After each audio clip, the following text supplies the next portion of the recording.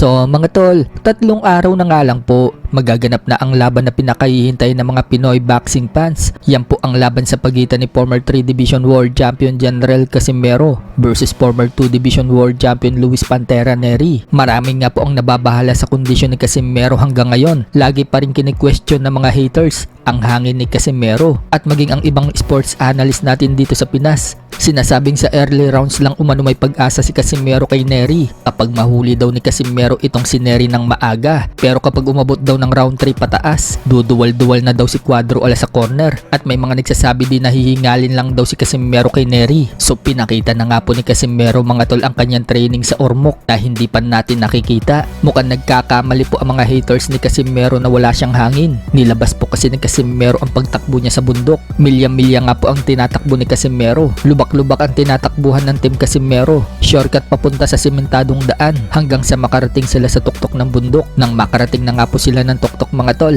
pinakita ni Casimero yung view ng buong Ormoc. Matatandaan na sinabi po ni Coach Jason Casimero, matagal na daw nilang pinaghandaan itong si Luis Nery at hindi daw natin alam kung ano yung pinaggagawa ni Cuadro Alas sa training. So yan nga mga tol, nilabas na ni Casimero yung paghahanda niya kay Nery. Araw-araw pala siyang tumatakbo ng bundok, malayo sa dati niyang training na tinatakbo lang niya yung simentadong daan. Yung napapaisip kayo sa paa niya na bakit may mga lumalabas na yung mga ugat-ugat. Ito po yung sikreto, yung malubak-lubak po na na takbuhan.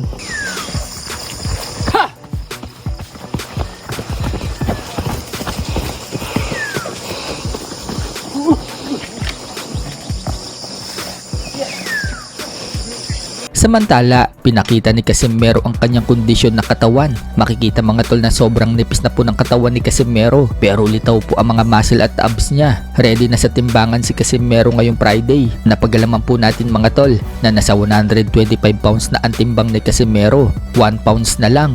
Kuwang-kuwa niya na ang 124 pounds limit na paglalabanan nila ni Nery. I-maintain na lang umano ang timbang ni Casimero sa 125 pounds at sa mismong weigh-in, diyan niya kukunin ng saktong 124 pounds. Sa comment section, sinabi naman ni Casimero ang numero umano niya, 6'7". So ano kaya ang ibig sabihin niyan mga tol? Round 6 at round 7 kaya niya tatapusin si Luis Nery? Sa ibang banda naman mga tol, na Oya Inoue versus Bam Rodriguez, mukhang matutuloy na talaga at pinag-uusapan nga po ngayon na ipapalabas sa Netflix ang laban na yan. Ayon po yan sa promoter ng Matchroom na si Eddie Hearn. Pinag-uusapan na umano ni Torque Alalsik at Netflix na gusto nilang parehas na mangyari ang laban at yan daw ang biggest fight para kay Inoue. Kumpiyansa nga din po sinabi ni Eddie Hearn mga tol na tatalunin ni Bam Rodriguez si Inoue at magiging 3 Division World Champion daw si Bam Rodriguez ngayong June 13. Tatalunin daw ni Bam Rodriguez itong si Antonio Vargas. Pagkatapos daw talunin ni Bam Rodriguez si Antonio Vargas, isusunod na daw si Inoue sa Super Bantamweight Division sa January sa susunod na taon. So medyo matagal pa nga po yan.